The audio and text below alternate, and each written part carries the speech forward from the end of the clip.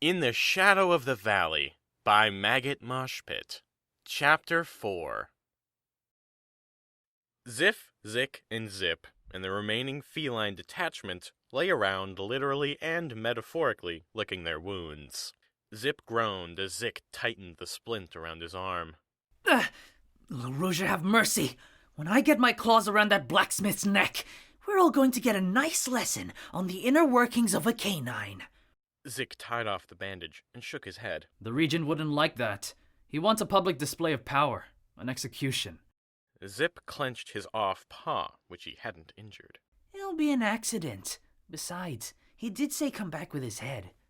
Ziff shook his head as he watched a nearby soldier being tended to, clinging to life the best he could, his mate crouching next to him and whispering into his ear. If you value your other arm, you'll take him alive. Though I feel the same as you. Look at this. We'll lose 3 tonight, I'm sure. 5 others dead, 7 injured. I should have seen it coming. That rock face is as treacherous as the blacksmith. What was his name? Marten? Marten. I will remember that name. The 3 brothers turned their heads to see the mate of the dying soldier stepping forward, clutching her weapon in both claws. She was tall and Amazonian, strong of will and body. However, she now shed tears. My mate. He's dead. What's your name, waif? Tezar, sir. I swear this day, I will hunt Marten until the ends of Atria with you.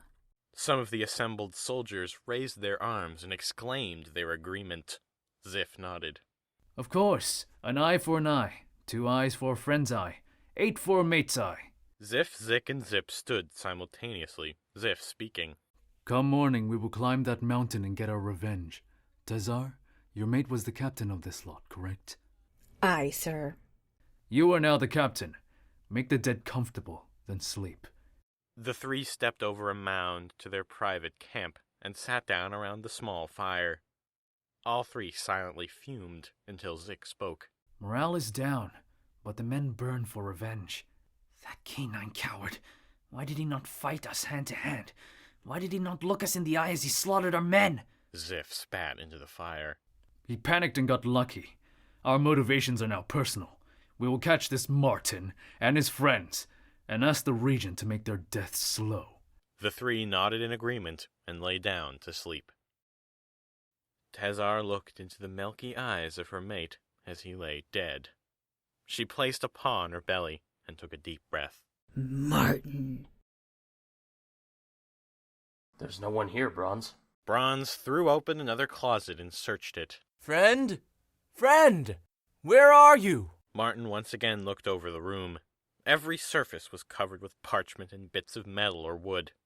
Half-baked inventions lay around, and an ooze lamp cast a golden-green glow around the hovel and its disheveled contents. He picked up a curious device and held it between his fingers.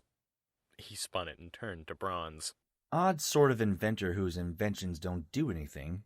Bronze looked under a bed that lay in one corner and sighed. He's a little scatterbrained from what I remember. Arbalest sat down and began eating the leftovers of the hermit's meal. He had good taste in food. Marten continued poking through the clutter, picking up trinkets and baubles that the former occupant of the cave had created. Most of them didn't have any clearly defined purpose, but each was interesting in its own right. Arbalest watched Marten as he chewed, Bronze sitting down next to him and growling in frustration. He isn't here. Where could he have gone? Arbalest chuckled. I already have it figured out. Marten tossed aside a small flute of some kind. Then tell us. Look at the wall behind you, Bronze. Bronze looked behind him at the wall. Pinned to it was a collection of blueprints and papers. Many of the papers were held up by knives or daggers. What? I don't see anything out of the ordinary. Arbalest produced the knife Marten had given him, who, in turn, had taken it off the corpse of a feline soldier, who fell to mysterious circumstances. Arbalest threw the knife at the wall with a thud. Bronze looked at where it was embedded, next to another, identical feline knife. He sighed and slammed his paw on the table. Damn! Marten looked around in confusion. What? What's wrong? The knife. It's the same knife. Felines have been here not too long ago, I reckon. The blood has not yet turned color. Bronze jumped and ran next to the knife, seeing blood on the blade, not yet fully turned. Atrian blood changed color after several hours, at most 2 days, at which point it dried up and turned from red to purple. The blood on the blade was still red. I had a feeling this might happen. People desire knowledge and will take it by force. Marten picked up a mid-length wooden object with a curve at one end and a metal rod sticking out the other. Where would they take him? Arbalist burped and stood. The capital. What have you got there, Marten? I don't know. There's a scroll attached, but it's written in no language I can read. Arbalist took the object and looked over the parchment. Well, I'll keep this. Your friend won't mind, will he? No, he's probably dead. Marten shook his head. I don't think so. If they wanted him for his mind, they wouldn't kill him. I'm inclined to agree with Arbalist. He's probably in the capital. Yeah. The felines are probably getting desperate in the war effort. Marten turned towards the cave entrance and looked out. Something suddenly struck him as odd. The cave entrance should have been perfectly visible, but instead there was something. 2 red eyes reflected the light from the ooze lamp, and a shadow stood not an inch away from Marten's face. He jumped back, falling over a table and sending paper and books everywhere. Jafreza! Who the hell are you? Bronze drew his blade, and Arbalist, unarmed as his spear was resting against the wall and the knife was in the wall, brandished the wooden object like a club. The figure stalked into the light of the lamp and held up a giant, cross-hilted broadsword. More importantly, who are you? Frey watched as the remaining 5 blacksmiths worked tirelessly on their blades. Frey himself was forced to work as Marten's replacement, and he sighed, returning to the blade he was hammering. It had been a few years since he ever worked iron, and his touch was off slightly. He doubted anyone would notice. Marten would have. There was a bang as the door swung open, and a small cat with tabby markings stepped forward, shouting, "The Regent!" Each worker stopped and looked towards the door respectfully as the regent stepped in, accompanied by Redrick and a few soldiers. Please, return to working. I must have a word with Frey. Frey wiped his brow and stepped over to the regent. Yes? What is it? He glanced at Redrick, who was looking unusually downcast, then back at the regent. I need you to step up production somehow. We're expecting an attack soon, and we're setting up an ambush, and we need more spearheads. Frey nodded. All right. I'll see if any apprentices can work. Why deliver the request yourself? I wanted to see everything for myself. Frey had a good relationship with every regent assigned to Frostblight, despite the fact that he lived in Frostblight prior to the war, and was considered by some to be a canine sympathizer. He pulled the regent aside and whispered, People don't like you. I should say. You don't understand. They should like you.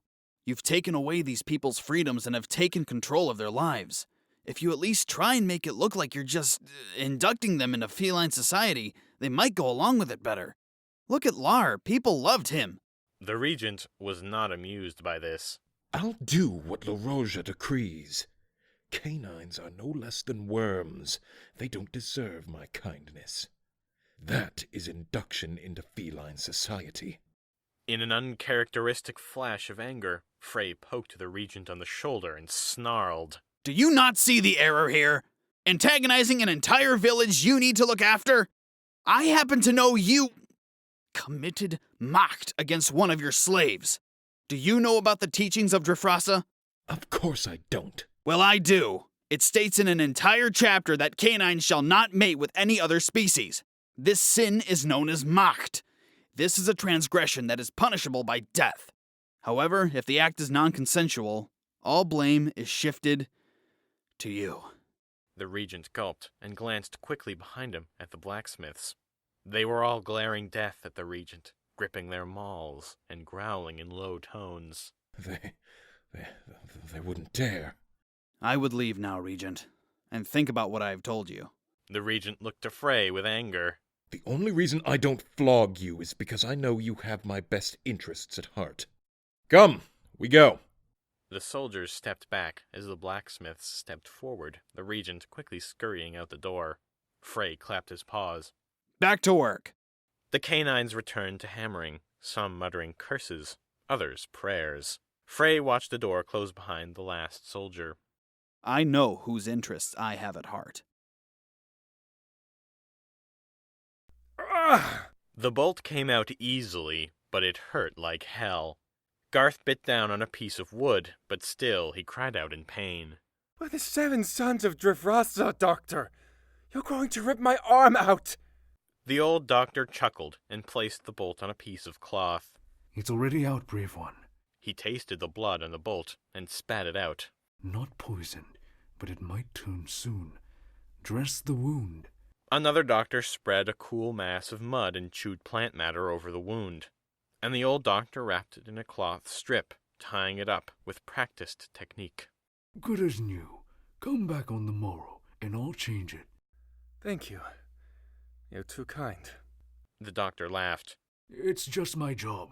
Now get going. Harima will be waiting to hear what you have to say. Garth stood and groaned, his limbs aching and his arms still hurting. He walked slowly out of the tent into the makeshift street. The tents were arranged in neat blocks, with beaten paths in between them. Harimau was waiting patiently outside the tent, his armor left behind. Garth marveled at the muscle showing through his thick leather clothes, put there by battles he fought in full armor. Garth briefly thought about how the felines seemed to be lacking in muscle, being why they opted for lighter armor. He approached Harimau as he uncrossed his impressive arms. At last. I thought you'd be screaming all night. You have a fine doctor. I have tactical information for you, Commander. Anything Please, you have is useless now. They know you're here, so they'll change their plans. Garth cursed himself for not thinking of that, but his clever mind thought of something quick. You get me wrong, sir. I was running from them because I tried to steal gold from them. He held out the pouch and rattled it around, the gold clinking inside. They don't know I also have the felines' entire deployment plan. Harimau snatched the pouch and looked inside. Catches. You keep them. I'll take you to see General Cole. Harimau led Garth through the tents, and he couldn't help but marvel at the size of the place. Personally, Garth wanted the canines to win the war, but in his own war, money had already won. He looked to his left and raised an eyebrow as a line of canines performed combat drills well into the night, one of the captains standing stock still in full armor, watching them. Eventually they came to a giant tent, and Harimau pushed aside the flap, entering with Garth not far behind. Cole sat at the table, a book open on it, and a young woman sitting across from him, who bore a startling resemblance to Cole. Garth looked her over and determined she must have been Cole's daughter. Cole stood and closed the book, his daughter looking over with bright eyes. Harimau? What is it? Who's that? This is Garth, sir. He was found running from the felines for trying to steal catches. He claims to know the felines' deployment plan. Frankly, sir, I don't trust him. Thank you, Captain. I'll deal with him. Harimau nodded curtly and stepped outside. Cole looked Garth up and down, then gestured to himself, then the table. I am General Cole, and this is my daughter, Rita. Rita waved, and Garth bowed. An honor, sir. Cole turned around and walked towards the table. Garth took the opportunity to grin and wink at Rita, who blushed from head to toe. Garth had that effect on most women. He sat next to Cole, who was massive in comparison, and began relaying the information to him. I was walking by the Frostblight Fort when I overheard 2 soldiers talking above me. I flattened myself against the wall and listened. They said the felines were moving troops from the Folg Ridge into the Arden Forest. They're setting up an ambush. Rita leaned over the table and looked at Garth in awe. Really? Father? We can attack Folg? Cole frowned. Indeed. But can I trust your word, Garth? Rita swatted his arm. How can you say that? He risked his life coming here. She pointed at his bandage, and Garth nodded. Thank you, Rita. Yes, sir. I know I am a thief, but I only steal from felines. I only wish for them to be swept out of this country. Rita blushed again and smiled. Cole narrowed his eyes at Garth. His charm might have been working on his daughter, but Cole knew he could be a spy. He smiled. Well, I will take this information into advisement. In the meantime, I'll give you a tent and you can stay with us. Send in Harimau on the way out, would you? He'll be lurking around somewhere nearby. Cole stood again and walked over to another table, fixing himself a drink, and Garth looked at Rita and patted her paw. She retracted it and suppressed a giggle. He then stood and bowed to both of them. I will. Thank you. He made a hasty retreat, with one backwards glance at Rita. Cole leaned against the table and watched him go, sipping his drink. Rita, it is late. Oh, yes, Father. She stood and walked out of the tent, head in the clouds. Harimau entered shortly, and Cole passed him a cup. What impressions do you get from this Garth fellow? I don't know about me, but it looks like Rita got plenty of impressions from him. Nonsense. He seems sincere enough, but something's off about him. I'd like to investigate. I was going to ask you to anyway. Harimau nodded. He liked solving mysteries. If he had lived in a different time, he might have been a detective and not a soldier. The three travelers stood, weapons pointed at the red-eyed stranger. She moved her sword in preparation, eyeing Marten. He lowered his blade and looked her over. She was a jackal, average height but slender. It looked like, at one point, she had been starved, and her cheekbones could be seen through her fur. Her red eyes almost glowed with fiery resolve, and her face was stuck in a scowl, though all three noted it was quite pretty. You're canine. I have no quarrel with you. You do if you're responsible for this. What happened here? Arbalist grinned. Felines did it, Peach. What did you call me? She crossed the room and glared into Arbalist's eyes. He coughed. Nothing. See the knife? It's feline. The stranger looked over at the knives in the wall and lowered her weapon. Who are you if not kidnappers? Marten righted the table he fell over and sheathed his sword. We're looking for the alchemist. Did you know him? Do I know him? And yes, he is known to me. Arbalist tucked the wooden object into his pants as the stranger slung the sword over her back. Sociable fellow, this hermit. Bronze sat on the edge of the bed and yawned. What's your name, friend? I am not your friend, nor do I have any obligation to tell you my name. Marten shrugged. All right. There was a long silence, until the figure finally sat down and sighed. My name is Kathresh. It's nice to meet you, Kathresh. We think the alchemist was taken to the capital. His name is Pill? Pill! Yes, that was his name. It's been so long I had forgotten. Kathresh glared at Bronze as he grinned to himself. His name is Pill, and I am inclined to agree. I apologize if I jumped to conclusions. I've been looking for Pill for a long time. Bronze nodded. Me too. May I ask why? Kathresh's face twitched. I need his advice. And you? Same. Arbalist picked at the remaining food. Tell me, was it you who killed the 3 felines that were guarding that cart? Yes. Arbalist looked at her with something approaching admiration in his eyes as he smiled at her. Can I ask you a question? Of course. Why didn't you look inside the cart? I didn't think there was anything in it. Why? I was in that cart. Oh, sorry. What was a scavenger doing in the care of the felines? I'm the king of the scavengers. Marten chuckled and Bronze lay back on the bed, exhausted. Kathresh grabbed Arbalist's shirt and shook him. You're insufferable, aren't you? I'm going to the capital. Don't follow me. She stood to leave, but Marten stammered. Wait. Don't you think it would be safer if we all travel together? We're going to the same place to meet the same person. Kathresh didn't stop. I'll let Pill know you wanted to speak to him. She disappeared further up the mountain.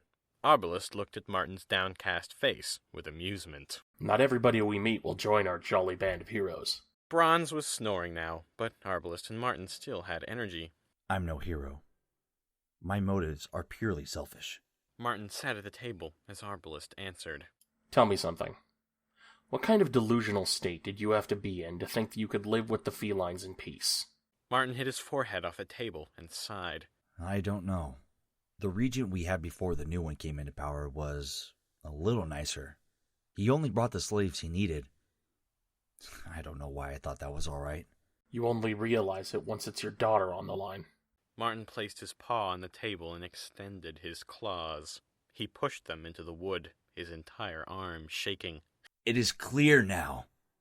Drafreza's ire is in me. The Regent of Frostblight will feel it in penance for his sins. Arbalest was slightly intimidated by the raw strength that coursed through Marten's arm, the entire length of his claws now embedded in the wood of the table. How long have you been waiting to say that? I write poetry in my free time. Well, used to. I see. You need any help there? Marten sheathed his claws and made a fist. No. You know, it may already be too... Don't. Arbalest raised his arms and stood. Sorry. He walked over to the fire, threw another log in, and sat back down at the table. I'm going to sleep. Hopefully Kithresh will be true to her word.